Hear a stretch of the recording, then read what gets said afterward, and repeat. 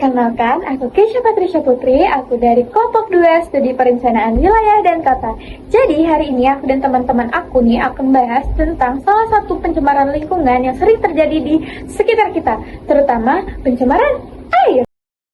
Sekarang kita akan membahas tentang apa sih pencemaran air. Pencemaran air adalah kondisi ketika air sungai, air danau, air laut, ataupun air tanah mengalami perubahan kualitas akibat masuknya zat energi ataupun makhluk hidup, sehingga air tersebut tidak layak digunakan sesuai dengan fungsinya. Jadi, Sobat Planner, selanjutnya saya akan menjelaskan mengenai jenis-jenis pencemaran air. Pada bab ini, jenis-jenis pencemaran air ini terdapat 3 jenis, yaitu jenis pencemaran air sungai, air laut, dan air waduk. Selanjutnya, saya akan menjelaskan jenis pencemaran air sungai terlebih dahulu. Jadi, jenis pencemaran air sungai ini terjadi apabila yang pertama ada perubahan kondisi alami, melampaui baku mutu, dan yang terakhir ada kontaminasi limbah. Jadi, saya akan menjelaskan pada kejadian perubahan kondisi alami terlebih dahulu. Jadi, perubahan kondisi alami ini terjadi ketika karakteristik fisik berubah drastis dari keadaan aslinya, seperti warna menjadi keruh, timbulnya bau menyengat, atau perubahan suhu. Hal ini merusak keseimbangan ekosistem dan mengganggu kelangsungan hidup biota sungai. Jadi, selanjutnya yang kedua ada melampaui baku mutu. Jadi, pada kondisi ini, di mana kadar zat pencemar seperti bakteri atau zat kimia telah melewati ambang batas aman yang ditetapkan atas aturan hukum. Akibatnya, air sungai dinyatakan tidak layak lagi untuk digunakan sebagai sumber minum atau kebutuhan sehari-hari. Dan yang terakhir, pada jenis pencemaran air sungai ini ada kontaminasi limbah. Hal ini terjadi masuknya zat berbahaya hasil buangan industri, rumah tangga, atau pertanian ke aliran sungai.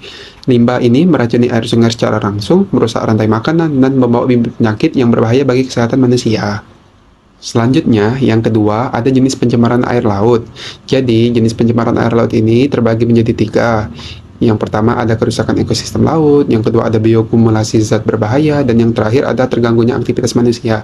Jadi, yang pertama, pada kerusakan ekosistem laut terjadi apabila adanya pencemaran yang menyebabkan rusaknya habitat vital seperti terumbu karang dan hutan bakau, masuknya polutan seperti tumpahan minyak atau sampah plastik yang meracuni biota laut, serta menghambat pertumbuhan koral dan memutus rantai makanan yang pada akhirnya menurunkan keanekaragaman hayati dan biota di laut.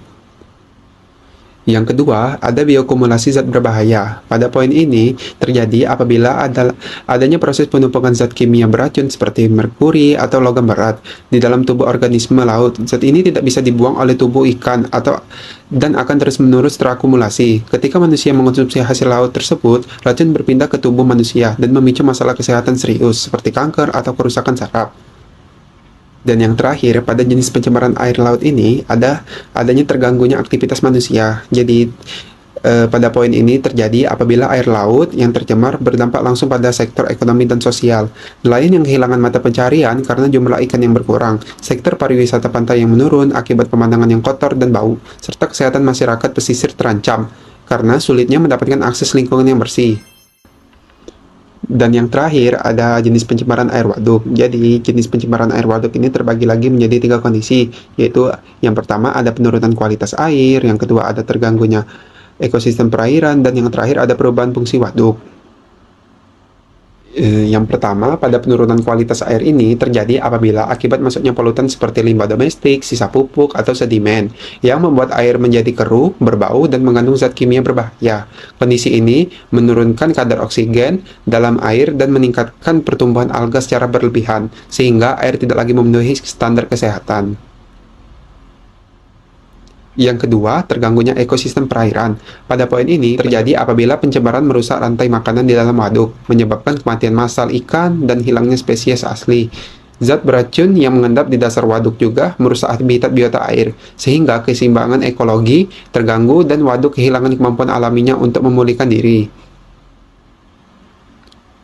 Dan yang terakhir, pada jenis pencemaran air waduk ini ada perubahan fungsi waduk.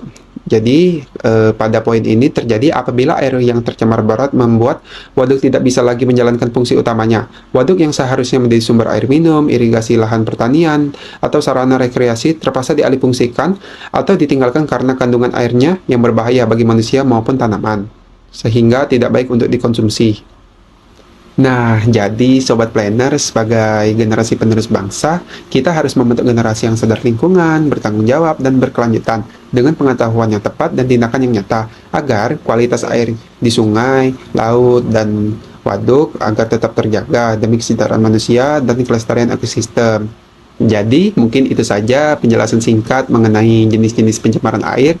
Mungkin selanjutnya mengenai penyebab pencemaran air akan dijelaskan oleh rekan saya. Check it out. Pada bagian ini, saya akan menjelaskan mengenai penyebab utama dalam pencemaran air yang berasal dari 4 sumber, yaitu yang pertama limbah domestik, yang kedua limbah industri, yang ketiga limbah pertanian, dan yang keempat limbah perkotaan.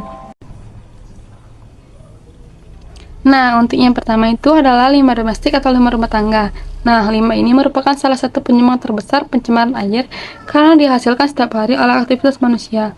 Contohnya adalah air bekas cucian yang mengandung deterjen.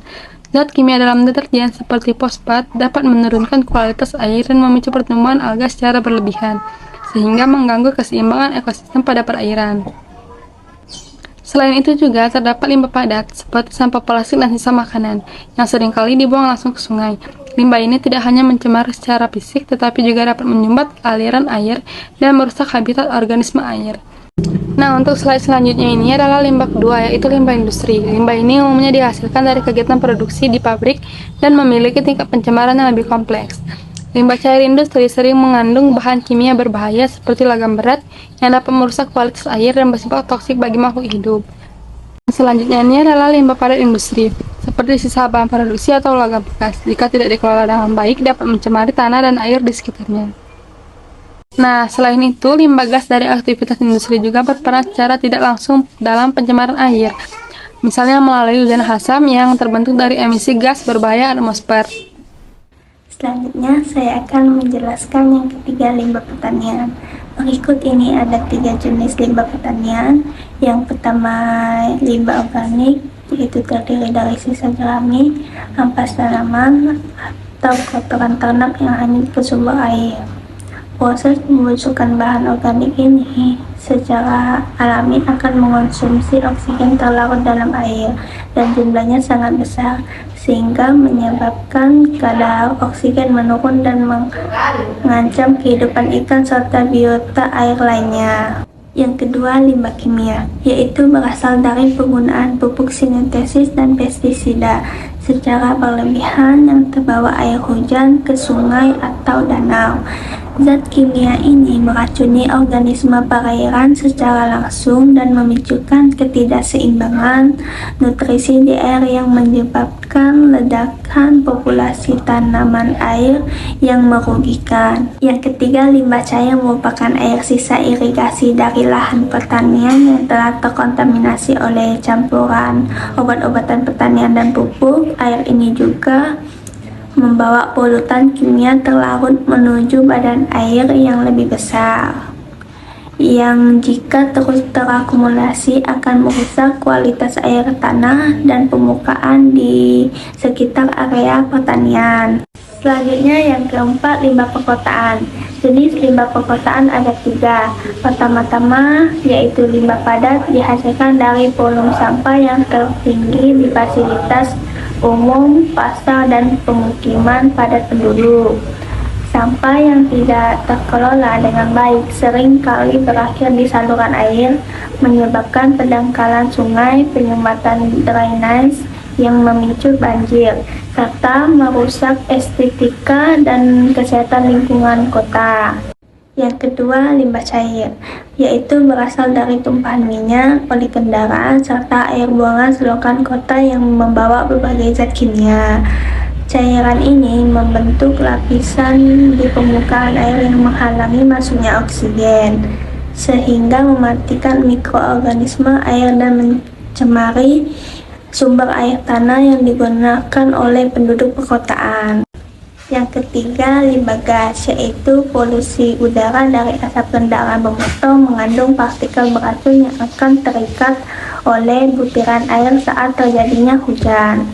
Fenomenanya, pencucian udara ini membawa polutan gas ke badan air, sehingga menurunkan kualitas air secara kimiawi dan mengancam ekosistem perairan di sekitar wilayah perkotaan. Baik, selanjutnya Sobat Planners, ada dampak pencemaran air. Pencemaran air ini adalah kondisi masuknya atau dimasukkannya makhluk hidup, zat energi, atau komponen lain ke dalam badan air yang menyebabkan penurunan kualitas air sehingga tidak lagi berfungsi sebagaimana mestinya, serta menimbulkan dampak negatif terhadap kesehatan manusia, merusak ekosistem lingkungan, menurunkan nilai ekonomi sumber daya air, dan mengganggu kehidupan sosial masyarakat. Nah, ada 4 pencemaran air, yaitu yang pertama ada dampak kesehatan, kedua dampak terhadap lingkungan, ketiga dampak terhadap ekonomi, yang keempat itu dampak terhadap kehidupan sosial. Nah, yang pertama ini dampak terhadap kesehatan, contohnya penyakit menular seperti atau bisa disebut waterborne disease. Nah, air yang terkontaminasi menjadi sarana penularan bakteri, virus, parasit yang memicu penyakit waterborne disease ini. Mengonsumsi atau beraktivitas dengan air tercemar dapat menyebabkan gangguan pencernaan seperti diare, kolera, dan disentri, sehingga menimbulkan iritasi hingga infeksi serius pada kulit. Nah, yang kedua, ada dampak terhadap lingkungan, contohnya kematian biota air. Nah, pencemaran menurunkan kadar oksigen yang terlarut dan mengubah pH air, yang mengakibatkan kematian massal ikan serta tumbuhan-tumbuhan air. Nah, zat kimia beracun yang masuk ke ekosistem juga bisa merusak keseimbangan rantai makanan dan menghancurkan habitat alam biota perairan secara permanen. Nah, yang ketiga ini, sahabat planners, ada dampak terhadap ekonomi. Nah, contohnya itu menurunnya hasil perikanan. Nah, rusaknya ekosistem bisa menurunkan populasi ikan secara drastis, sehingga pendapatan nelayan dan sektor perikanan merosot tajam. Selain itu, pemerintah dan masyarakat harus mengeluarkan biaya jauh lebih besar untuk proses pengelolaan air agar layak dikonsumsi akibat tingkat polusi yang tinggi. Nah, yang keempat ini ada dampak terhadap kehidupan sosial. Nah, contohnya krisis air bersih. Kelangkaan air bersih ini bisa memaksa masyarakat kesulitan memenuhi kebutuhan sanitasi dan kebersihan dasar. Kondisi krisis air ini tidak hanya dapat menurunkan kualitas hidup dan kesejahteraan yang tinggi, tetapi juga bisa berpotensi memicu ketegangan hingga konflik sosial antar warga dalam memperebutkan akses sumber air yang terbatas. Jadi, itulah dampak-dampak dari pencemaran air, Sobat Planners.